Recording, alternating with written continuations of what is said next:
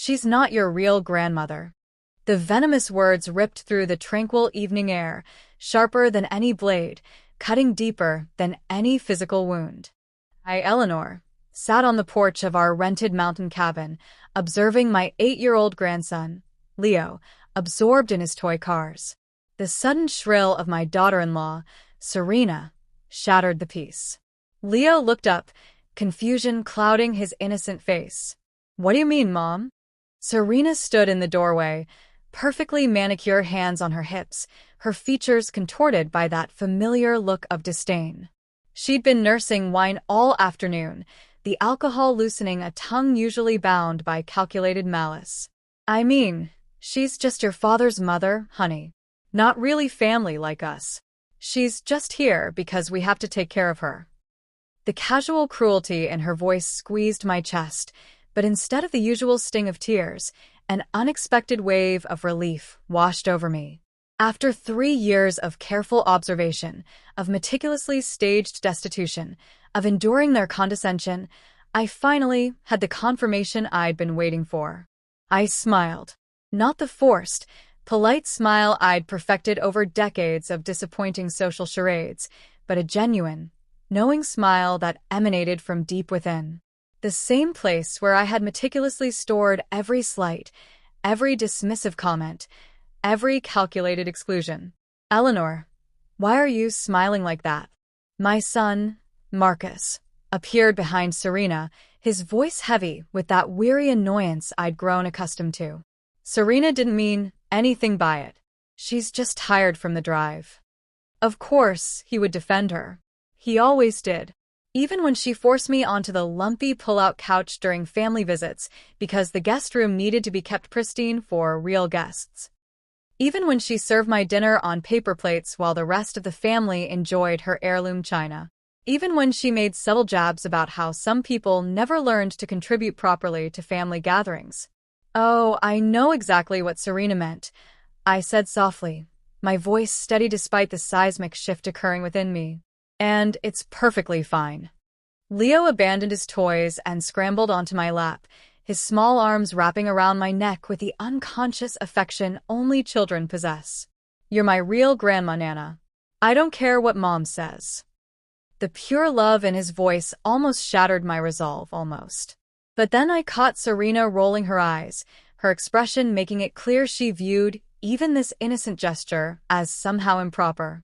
"Leo, come inside and wash up for dinner," she commanded. "And don't get your clothes dirty sitting on that old couch." The old couch. The one I'd been relegated to during our 3-day family vacation while Serena and Marcus reveled in the master suite and Leo enjoyed his own room. The pull-out mattress was a torture device, but I'd uttered no complaint. I'd learned long ago that complaints only armed Serena with more ammunition. As Leo reluctantly slid down and trudged inside, I remained on the porch, watching the sun dip below the jagged mountains. This cabin had been my suggestion, my expense, though the family assumed Marcus had covered the cost, just as they assumed he'd been subsidizing my living expenses for the past 3 years, ever since Arthur passed and left me with nothing. The irony was a delicious tang on my tongue. Inside, Serena's voice drifted through the thin walls, no doubt continuing her monologue about unwanted family obligations. I'd heard variations of this speech countless times, how challenging it was to have an aging mother-in-law, how some people never learned independence, how tragic it was when elderly relatives became burdens on their children's families. What Serena didn't know, what none of them knew, was that every word, every slight, every moment of deliberate humiliation had been meticulously catalogued. Not for revenge, precisely, but for verification. I needed to know with absolute certainty who my son had become, and what kind of people now shaped my grandson's understanding of family. The test had been running for 3 years, and tonight, with 8 simple words, Serena had provided the final, damning data point. My phone vibrated with a text message. "My attorney, Mr. Davies, checking in as scheduled. All preparations complete. Are you ready to proceed?" I typed back quickly. "Tomorrow evening during dinner. Have everything ready." The plan I'd been crafting for months was finally poised for execution. But first, I had to endure one more night of being treated like an unwanted guest in what was supposed to be a family vacation. Through the screen door, I heard Marcus setting the table while Serena complained about having to cook for so many people, as if feeding four was some Herculean task. Leo chattered about something he'd seen on television, his voice bright and innocent, oblivious to the swirling currents of resentment around him. I stood slowly, my 70-year-old joints protesting, but my spirit soaring. 3 years of playing the role of a poor, dependent widow had demanded more acting skill than I'd ever realized I possessed. Tomorrow, that performance would finally end. Eleanor, dinner. Serena's voice, sharp with an implicit accusation of tardiness despite no prior summons. I walked inside, taking my usual seat. Serena had prepared spaghetti, serving herself and Marcus generous portions, giving Leo a child-sized serving, and placing a noticeably smaller amount on my plate. "There's more if you want it," she said with false sweetness, though we both knew the subtext. Elderly people don't need much food anyway. Marcus was engrossed in his phone, probably work emails, even on vacation. He'd inherited his father's tendency to sidestep family tension by simply pretending it didn't exist. Arthur had done the same whenever his sister visited and made cutting remarks about my humble background. Some patterns, I reflected, were generational. "So, Nana," Leo said, twirling spaghetti around his fork with childhood's intense concentration. "Mom says we might not visit you as much anymore because it's too expensive to drive to your apartment." Marcus stiffened beside me, finally looking up from his phone. Serena's face flushed slightly, caught off guard by her son's innocent revelation of adult conversations. "Well," I said carefully, "sometimes circumstances change, sweetheart. People make decisions based on what they think is best." What I didn't say was that after tomorrow, the question of visits would be irrelevant. Everything would be different.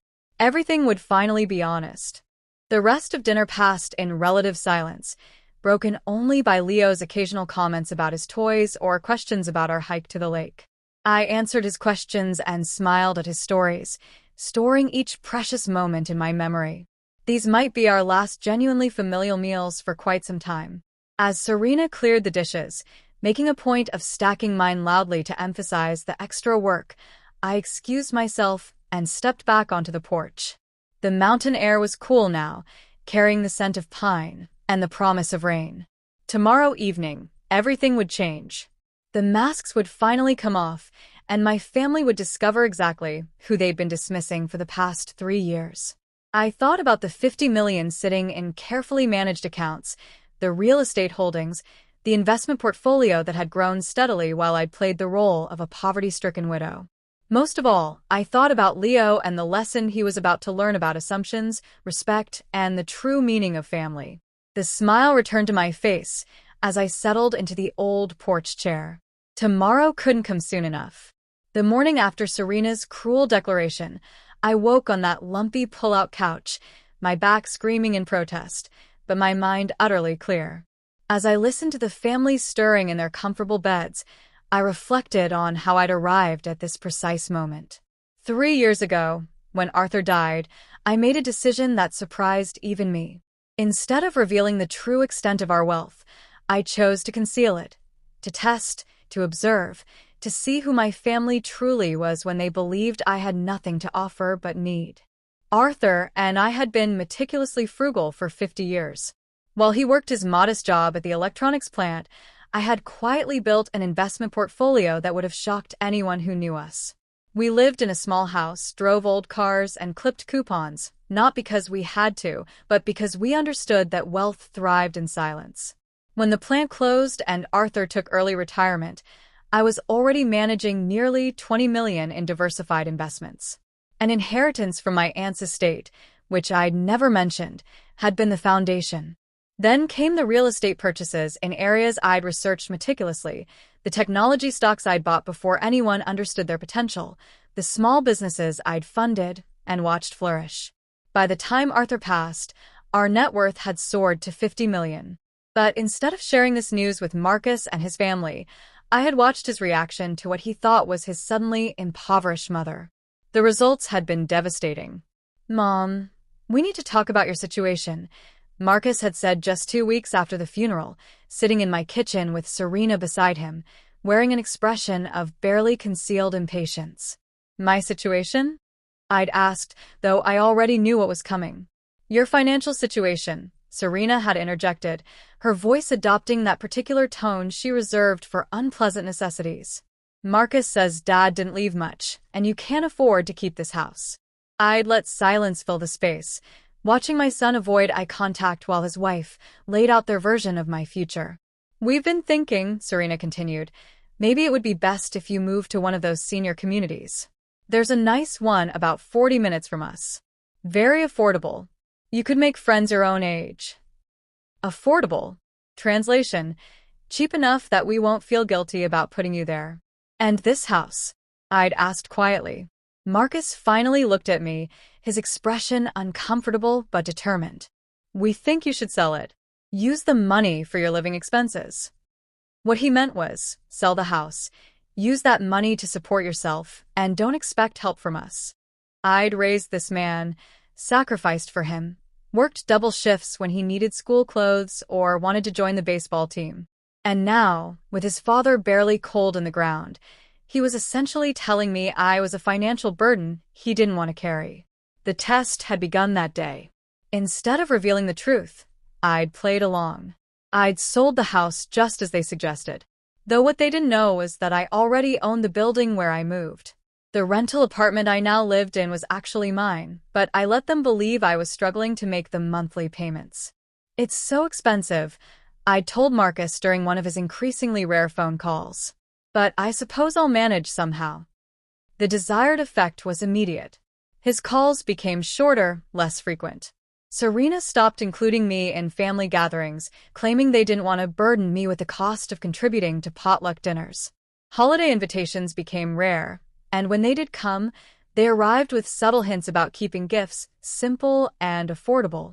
I'd played the role perfectly, wearing the same 3 outfits in rotation, buying generic groceries when they visited, apologizing for not being able to contribute more to Leo's birthday presents, all while my investment accounts swelled steadily and my real estate portfolio expanded.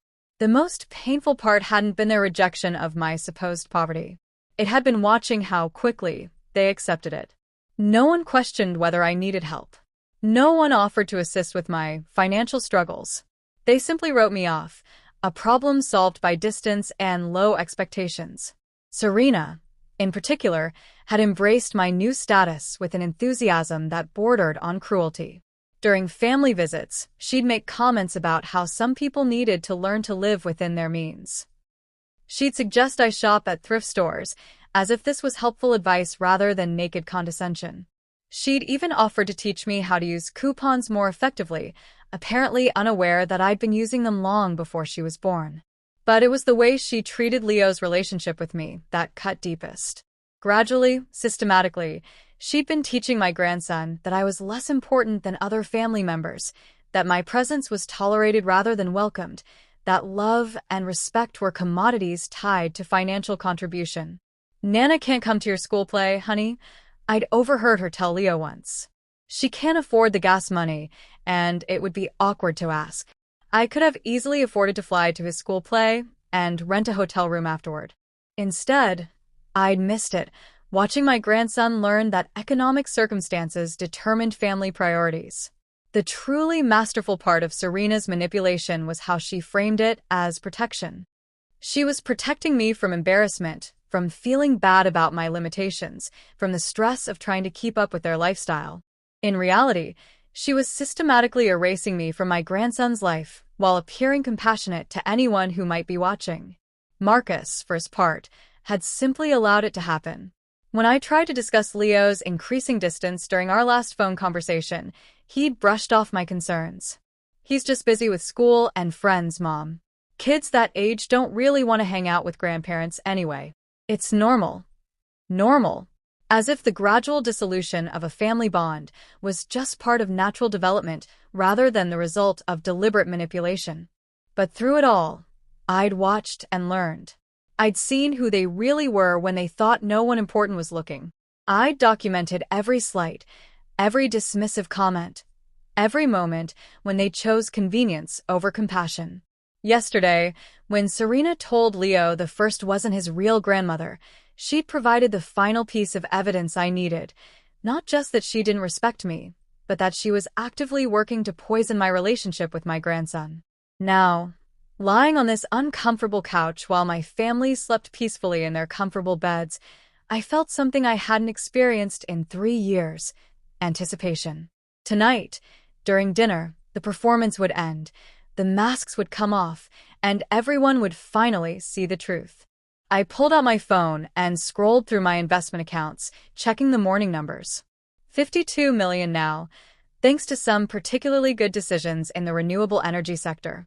More than enough to ensure Leo's future, regardless of his parents' financial planning skills. More than enough to rewrite the rules of this family entirely. From the kitchen, I heard Serena starting coffee, probably wondering why the old woman was taking so long to get off the couch and make herself useful. Little did she know that in less than 24 hours, she'd be the one wondering about her usefulness to this family. The thought made me smile as I finally forced myself upright and prepared to endure one more day of being treated like a burden I'd soon prove I'd never actually been. The dinner of revelation. The morning passed with the usual family vacation rhythm. Marcus buried himself in work emails while claiming to be relaxing. Serena spent an hour getting ready for a mile-long hike. And Leo bounced between boredom and bursts of energy. I played my part, offering to clean up breakfast while apologizing for being slow. But something was different about me, and I could see that Serena had begun to notice. "You seem energetic today," she said, watching me wash dishes with more efficiency than usual. Her tone carried that particular suspicion she reserved for anything that didn't fit her expectations. "I slept better than expected," I replied truthfully. The terrible mattress had actually felt like a luxury compared to the weight I'd been carrying for 3 years. Knowing that tonight would end the charade had given me a lightness I hadn't felt since Arthur's funeral. When we finally set out for the lake hike, I surprised everyone by keeping pace easily. For 3 years, I'd been playing the role of a frail, aging woman who needed frequent rest stops and careful assistance. Today, I walked with the confidence of someone who'd been maintaining her health specifically for moments like this. "Nana, you're walking really fast," Leo observed, his small legs working to keep up with my suddenly brisk pace. "I feel good today, sweetheart," I told him, reaching down to squeeze his hand. Sometimes we surprise ourselves with what we're capable of. Marcus looked back from his position ahead of us, confusion flickering across his face. "Mom, are you sure you're okay? You seem different." Different. If only he knew how different things were about to become. The lake was beautiful, surrounded by towering pines and reflecting the morning sun like scattered diamonds. Leo immediately began collecting interesting rocks while Marcus and Serena spread out their elaborate picnic setup. They'd brought a full cooler, portable chairs, and even a small speaker for music. Meanwhile, I'd been allocated a single water bottle and a granola bar, as if my needs were naturally minimal. I found myself studying each of them with new clarity, like an anthropologist observing fascinating but alien creatures. Marcus sat in his expensive camping chair, alternating between his phone and worried glances in my direction. He'd inherited his father's height and my stubborn chin, but somewhere along the way, he'd lost the kindness I remembered from his childhood. When had he become someone who could so easily dismiss his own mother's welfare? When had he started measuring family loyalty in dollars and convenience? Serena, on the other hand, was exactly who she'd always been. I'd just been too hopeful to see it clearly before. She lounged in her chair like a queen holding court, occasionally issuing instructions to Leo about staying away from the water's edge while making no effort to supervise him herself. Every few minutes, she'd take a selfie, carefully angling the camera to capture the scenic background while excluding me from the frame. "Leo, come take a picture with Mommy and Daddy," she called out, patting her lap with perfectly manicured nails. As they posed for their perfect family photo, I realized I'd never been included in a single one of their vacation pictures. For 3 years, I'd been the invisible woman, present but not worthy of documentation. Future generations looking through their photo albums would never know I'd been on these trips at all. The thought should have hurt, but instead it amused me. By tomorrow, they'd be desperately trying to prove they'd always valued my presence. Nana, want to see my rock collection? Leo had abandoned the photo session and returned to my side, his small hands cupped around several smooth stones. They're beautiful, I told him, examining each one with genuine interest. You have excellent taste in rocks. He beamed at the compliment, settling beside me on the fallen log where I'd chosen to sit instead of asking for one of their premium chairs. For the next hour, we built elaborate rock castles and invented stories about the fish we could see swimming in the clear water. This was what I'd missed most during the 3 years of careful distance Serena had orchestrated. Not the big family celebrations or holiday gatherings, but these simple moments of connection with my grandson. These were the memories that should have been forming naturally, consistently, instead of being rationed like scarce resources. Leo seems really attached to you, Marcus observed, finally putting away his phone and actually paying attention to his family. We understand each other, I replied, helping Leo balance a particularly tricky rock on top of our castle. It's sweet, Serena added, though her tone suggested she found it anything but sweet. Though I hope he's not becoming too dependent. Children need to learn that people can't always be there for them. The casual cruelty of the comment, delivered while Leo was right beside us, made my jaw clench. She was already preparing him for my eventual absence, laying the groundwork for cutting me out of his life entirely. People should be able to depend on family, I said quietly, meeting her eyes directly. That's what family means. Something in my tone must have caught her attention because her expression sharpened. Well, yes, but within reason. People need to be realistic about what others can provide. Absolutely, I agreed, smiling in a way that made her frown. People should definitely be realistic about what others can provide. The conversation moved on, but I could feel Serena watching me more carefully for the rest of the afternoon. Her instincts were telling her something had shifted, though she couldn't identify exactly what. As we packed up to return to the cabin, I made my next strategic move. I've been thinking, I announced, shouldering my small backpack with energy that surprised them. We should have a special dinner tonight. A real family meal. Mom, we already planned to order pizza, Marcus said, looking tired from our short hike. It's easier. Oh, but I insist, I continued cheerfully. I'd like to cook for everyone. It's the least I can do after you've all been so accommodating about including me in this vacation. Serena's eyes narrowed. She'd grown accustomed to my apologetic gratitude, but there was something different in my tone now. Something that sounded almost like a challenge. You don't need to go to all that trouble, she said carefully. Besides, the kitchen in the cabin is pretty small. Not really set up for elaborate cooking. I'll manage, I assured her. I'm more resourceful than people give me credit for. That evening, as I stood in the cabin's tiny kitchen preparing what would be our last meal together as a deceived family, I felt a strange combination of sadness and anticipation. I was about to destroy the illusion of family unity that Marcus and Serena had constructed around their own convenience. But I was also about to free all of us from the lies we'd been living. Smells good in here, Marcus said, wandering into the kitchen as I put the finishing touches on a meal that had cost more than they knew. I'd driven to the expensive market in town earlier and purchased ingredients that reflected my actual budget rather than my supposed limitations. I found some wonderful steaks on sale, I lied smoothly, and I thought we deserved something special for our last night together. Last night? Serena appeared in the doorway, her voice sharp with suspicion. Of our vacation, I clarified, though we both knew that wasn't what I'd meant. As I called them to dinner, I felt the weight of 3 years of careful observation settling into place. Tonight, everything would change. The performance would end, the truth would emerge, and my family would discover exactly who they'd been dismissing. I looked around the small cabin one last time, memorizing this moment before everything shifted. By tomorrow, they'd understand that assumptions about power, money, and family loyalty could be dangerously wrong. The table was set, the food was ready, and Mr. Davies was standing by with all the legal documents that would reshape our family's future. As I called Leo to wash his hands for dinner, I smiled with genuine anticipation. It was time for the real conversation to begin. The dinner I'd prepared was worthy of a fine restaurant. Prime ribeye steaks, roasted vegetables with herbs I'd grown myself before moving to my poverty apartment, and a rich chocolate dessert that had cost more than Serena typically spent on groceries in a week.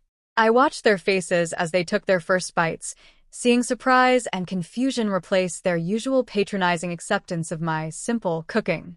"This is incredible, Mom," Marcus said, cutting into his steak with genuine appreciation.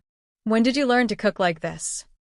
"I've always cooked like this," I replied truthfully. "You just haven't been paying attention." Leo attacked his child-sized portion with enthusiasm, chattering about how it was the best dinner ever. Serena ate more slowly, her expression growing increasingly suspicious as she processed the quality and obvious expense of the meal. "Where did you get these steaks?" she asked finally, her tone casual, but her eyes sharp. "They must have been expensive." "I found them on sale," I repeated my earlier lie, meeting her gaze steadily. "Sometimes you get lucky." "Lucky," she repeated, clearly not believing me. "Right." I set down my fork and reached for the wine I'd opened earlier, another expensive choice that hadn't gone unnoticed. The cheap box wine I usually brought to family gatherings was nowhere in sight tonight. "Actually," I said, feeling the moment crystallize around us, "I think it's time we talked about luck and money and honesty." Marcus paused mid-chew, something in my tone alerting him that this wasn't going to be a typical family dinner conversation. Serena's hand tightened around her wine glass, her instincts screaming warnings she couldn't yet interpret. "What do you mean, Nana?" Leo asked innocently, looking up from his steak with trusting eyes. "I mean, sweetheart, that sometimes adults don't tell each other the whole truth, and sometimes that causes problems." "Mom," Marcus said carefully, setting down his utensils. "What are you getting at?"